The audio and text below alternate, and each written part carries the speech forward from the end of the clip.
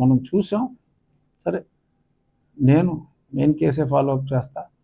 ఎందుకంటే ఇప్పుడైనా నేను ఒక ఉపసభాపతిగా నాకు అవకాశం ఇచ్చారు చంద్రబాబు నాయుడు గారు, ఎన్డీఏ. సో కాబట్టి నేను వేరే వ్యవహారాల్లోకి వెళ్ళను. కేవలం నా నియోజకవర్గం ప్లస్ ఇది నా వ్యక్తిగత కేసు, నన్ను చంపాలని చూసిన కేసు కాబట్టి ఈ కేసు గురించి వివరణ ఇవ్వాల్సిన బాధ్యత కూడా నా మీద ఉంది. కాబట్టి నా అభిమానులందరూ నా నుంచి నిజాలు ఎక్స్పెక్ట్ చేస్తారు. కాబట్టి ఇప్పుడున్న పరిణామాలని నేను కొంచెం స్పష్టంగా తెలియజేయటం కోసం చెప్పాల్సి వస్తుంది. మరి ఇక్కడ పివి సునీల్ కుమార్ అప్పుడే 12వ తారీఖే సునీల్ కుమార్ సీతారామాంజనేయులు అప్పుడు law officer and same Vijay Paul along with Raghuramareddy they had a meeting on the 12th evening. Records అన్నీ ఉంటాయి. అప్పుడు ఎవరెవరు కలిశారు సునీల్ కుమార్ రూమ్లో ఆ ఎంట్రీలు అన్నీ ఉంటాయి, చూసుకోవచ్చు. మరి వాళ్ళందరూ కుట్ర చేసి మరి 14వ తారీఖు అక్కడ చూపెట్టింది 10 గంటలకి, కానీ 7 గంటలకే బయలుదేరిపోయారు. మళ్ళీ దానికి ముందే ఆ ట్యాక్సీలు బుక్ చేసుకుని ఉండాలి కదా, ఆ ఇన్నోవాలు మరి ముందే బుక్ చేసుకున్నారు. ఇలాగా మరి ఎంతో పకడ్బందీగా ప్లాన్ చేసి, అంటే వాళ్ళ ఉద్దేశం ఏంటి, మళ్ళీ ఈయనే ఉంటాడు ఇంకో 10 ఏళ్ళలో 15 ఏళ్ళలో, వీడేం చేస్తాడు, ఇవాళ కాకపోతే రేపు చచ్చి రకమయ్యాడు, ఈయన చంపేసిన తర్వాత ఇంకా కేసులే ఉంటాయని. ఇక్కడ గమనించవలసిన విషయం, ఒక డాక్టర్ని, కార్డియాలజిస్ట్ని రెడీగా ఉంచమని చెప్పి, ఒక ఎమర్జెన్సీ వచ్చే అవకాశం ఉంది, కార్డియాలజిస్ట్ రెడీగా ఉండాలని చెప్పారు. గతంలో కూడా నేను చెప్పా ఇదే సంగతి. ఇప్పుడు తేలాల్సింది, ఆ కార్డియాలజిస్ట్ని రెడీగా ఉంచాలని వివేక్ యాదవ్ అనే ఐఏఎస్ ఆఫీసర్ ఇంటర్నల్ నోట్స్ చూడాలి, ఎన్ని గంటలకు చెప్పాడు. 14వ తారీఖు నేను ఇక్కడికి తీసుకురాబడ్డ తర్వాత ఇచ్చారా? తొందరపడి ఒక కోయిల ముందే కూసింది అని ఒక అద్భుతమైన పాట ఉంది దేవులపల్లి కృష్ణశాస్త్రి గారిది, ఇది మల్లెల వేల అని, ఇది వెన్నెల మాసం అని. అలాగే ఏదైనా 13వ తారీఖే పొరపాటున వివేక్ యాదవ్ లెటర్ రాశాడా? అవన్నీ కూడా చూస్తారు, పరిశీలిస్తారు. యాజ్ ఆఫ్ నౌ ఖచ్చితంగా ఎవరు ఏం చేశారనేది స్పష్టంగా అర్థమైంది. తుదముట్టించాలనుకున్నారు, ఇదిగో మా వెంకటేశ్వర స్వామి దయతో తుదముట్టించలేకపోయారు. ఆ జైల్లో ఇవన్నీ కూడా నేను గతంలో చెప్పినయే. ఏదైతే ఇప్పుడు నేను స్పెసిఫిక్గా మళ్ళీ ఎందుకు చెప్తున్నాను అంటే, ఏదైతే నేను చెప్పానో ఎందరో సాక్షులు ఆ డిపార్ట్మెంట్ వాళ్ళు they have confirmed the same thing.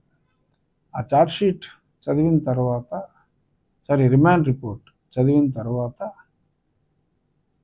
I'm so happy. ఎందుకంటే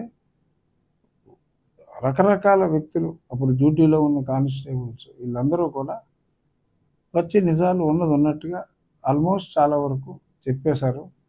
ఈ మతిమరుపు వచ్చిందని చెప్పుకునే వాళ్ళు తప్ప మరి ఇటువంటివి చాలా జరిగినాయి. ఇక గతంలో మరి సునీల్ కుమార్తో చెంచాగిరి చేసి చాలా దందాలు చేసిన తులసి అనే ఒక వ్యక్తి మరి ఇప్పుడు గుడివాడలో మరి హవా అంతా అతనే నడిపిస్తున్నా అంట. మరి ఎమ్మెల్యే గారు కూడా వెనిగల రాము గారు నాకు మంచి స్నేహితులు. ఇటువంటి ప్రొఫెషనల్ గ్యాంగ్స్టర్స్ ఆర్ కలెక్షన్ ఏజెంట్స్ని మరి పక్కన పెట్టుకుంటే మరి ఆయనకి మంచిదేమో. నేను మంచి మిత్రుడు కాబట్టి నేను కలిసినప్పుడు చెప్తాను ఇటువంటి గ్యాంగ్ను ఉంచొద్దని. నాకు ఎప్పుడో నేను గతంలో చాలాసార్లు చెప్పా, ఒక బరువైన వ్యక్తి టపాల్మని నా చెస్ట్ మీద పడ్డాడు, అప్పుడు మంచం కోళ్ళు ఇరిగిపోయినాయి అని. ఎస్, ఆ ప్రెషర్కి టపాల్మని కావాలని అప్పటికి 4 నెలల కొద్ది రోజులు అయింది నాకు బైపాస్ సర్జరీ చేసి. మరి వాళ్ళ ఉద్దేశం అలా టక్కమని 110 కిలోలు బరువు అంటాడు ఆ తులసి అన్నాడు, బరువైన వ్యక్తి అని చెప్పా. తర్వాత మరి ఇతను చాలామందికి ఆ దందాల్లో భాగంగా ఎవరనుకుంటున్నావు, RRRని వేసేసింది నేనే అని చెప్పి మరి ఆ వ్యక్తి చాలామందికి చెప్పుకోవడం జరిగిందంట. మాకే చెప్పారండి, ఇంకా మీకు తెలుసుంది అనుకున్నాం రాజుగారు అని చెప్పి గుడివాడియన్స్ నాకు చాలామంది ఫోన్ చేసి చెప్పడం కూడా జరిగింది. ఈ వివరాలన్నీ కూడా నేను తెలియజేశాను. డెఫినెట్గా మరి ఆ తులసి అన్న వ్యక్తిని కూడా అతను ఏదో మేనేజ్ చేసేయచ్చని అనుకుంటున్నట్టుగా కూడా తెలిసింది. పార్టీ ఆఫీస్లో చెప్తాను అది ఇదని. కుదరదమ్మా తులసి, కుదరదు. అన్నీ అందరికీ చెప్పేసిన తర్వాత nobody will be able to help you, mister Tulasi. So అతను పర్సనల్ స్టాఫ్ని తీసుకొచ్చి రెగ్యులర్ స్టాఫ్ని అయితే మళ్ళీ ఎప్పటికప్పుడు తెలిసిపోతుందని చెప్పి పర్సనల్ స్టాఫ్ ఇది ఇలా ఈ కలెక్షన్ ఏజెంట్ని, అతని ఇంట్లో పనిచేసే వాళ్ళని, అతని ఓన్ పీపుల్ని తెచ్చుకున్నాడు సునీల్ కుమార్. అక్కడ సునీల్ కుమార్ ఉన్నాడు, పిక్చరైజ్ చేసింది సునీల్ కుమార్. సరే ఇవన్నీ విచారణలో ఎలాగో తెలుస్తాయి. నేను గతంలో చెప్పిన దాన్ని రిపీట్ చేస్తున్నా అంతే. ఆల్మోస్ట్ ఒక 70-80% there were confirmations by many people. ఇప్పుడు కూడా మరి ఆ కుట్రలో భాగంగా మరి సీతారామాంజనేయులు గారు, ఇతను రఘురామరెడ్డి కూడా ఉన్నాడు. బహుశా రఘురామరెడ్డిని కూడా కనపడకుండా చాలామందిని వేసేసాడు రఘురామరెడ్డి. మరి ఇప్పుడు ఫైనల్ వ్యక్తి వీళ్ళందరూ విచారణ అయిన తర్వాత మరి నేను డిమాండ్ చేశా పివి సునీల్ కుమార్ని ముందు బయటికి వెళ్లకుండా అడ్డుకట్ట వేయాలని. మరి దుబాయ్ ఇటువంటి చోట్ల చాలా ఆస్తులు వేరే వాళ్ళ పేరు మీద కొన్నట్టుగా తెలిసింది. ఎంక్వైరీలో అవి కూడా బయటికి రావచ్చు. బట్ ఎక్కువగా మామూలుగా కూడా డ్యూటీలో ఉన్నప్పుడు కూడా విదేశాలకు ఎక్కువ పర్యటనలు చేసిన వ్యక్తి పివి సునీల్ కుమార్. మరి ఆ పాస్పోర్ట్ వెరిఫై చేయమన్నాను. మరి అతను పిలిచినప్పుడు ఆ పాస్పోర్ట్ కూడా పిలవాలి. ఎన్నిసార్లు ఫారిన్ ట్రావెల్ చేశాడు, ఎన్నెన్ని గోల్ఫ్ కోర్సుల్లో అతను జల్సాగా గేమ్స్ ఆడుకున్నాడు.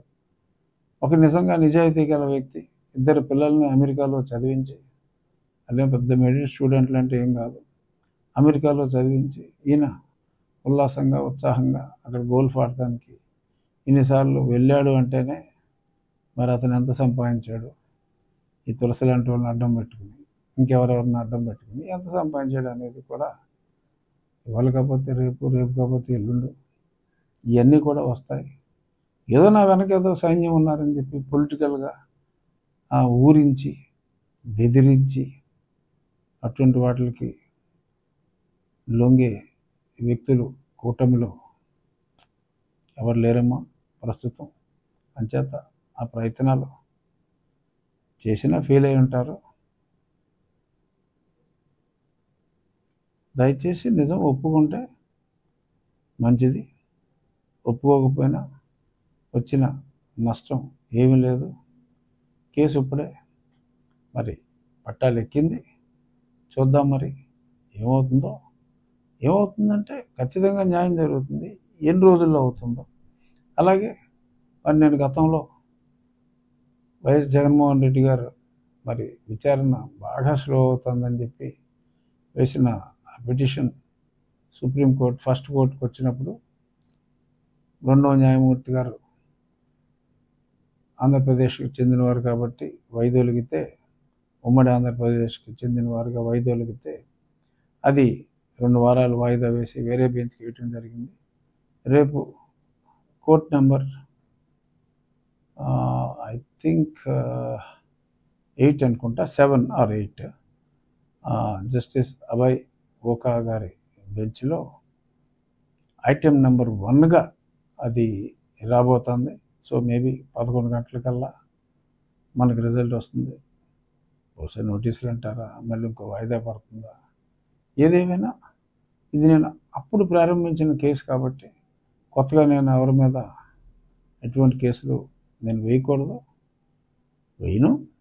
బట్ ఇది అప్పటి కేసు కాబట్టి ఆ కేసు వేసిన వ్యక్తిగా అంతవరకు మరి ఫాలో అప్ అనేది నా సైడ్ నుంచి మరి తగ్గలేము.